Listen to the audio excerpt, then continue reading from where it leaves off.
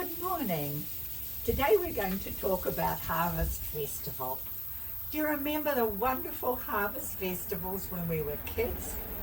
Good old mums brought out preserves from their preserve cupboards and raspberry and blackcurrant jam in the South Island, and I expect strawberry jam in the North.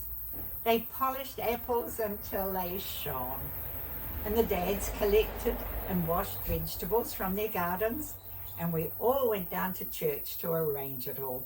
We were at St. John's Presbyterian, Greymouth, and on Sunday morning the church was resplendent with an enormous, especially baked loaf of bread in the centre of the communion table, and the bounty from everyone's gardens, in prime condition, heaped on the table and spilling over onto the floor.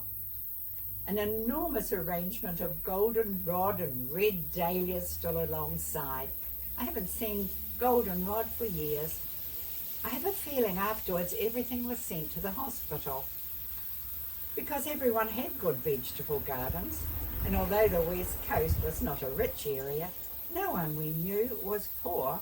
In spite of wartime rationing and large families, people lived pretty simply. Some years ago, I watched a little red squirrel busily digging a hole at the base of a tree in my daughter's garden in Belgium. He was having his own little harvest festival and stashing nuts away for the winter. Sharon said she watched him doing it every autumn. Animals are wonderful. They are amazing. So what about today?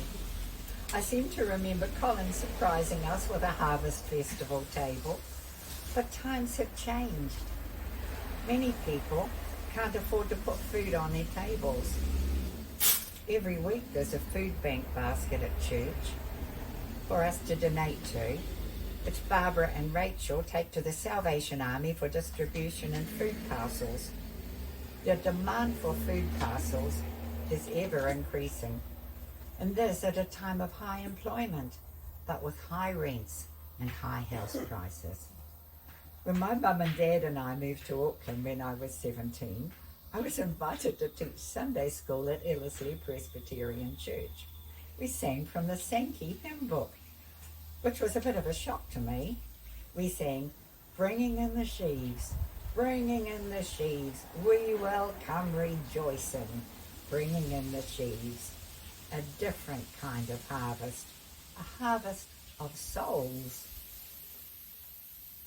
I think mainly music and the Floral Festival hospitality over all those years, and the Thursday group, and concerts with hospitality, and the Christmas carol singing around the shops and at the homes of the elderly, and all the come to quiet, and all the things that the Onua Christian Community Church are planning for the future, all call to hearts and souls. Now that it's Harvest Festival time again, we give thanks to our great Creator God for all His goodness. We can plant, but it's God who makes things grow.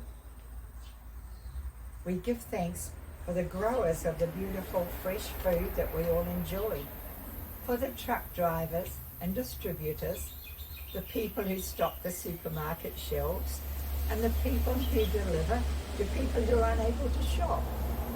We ask God's blessing on them all.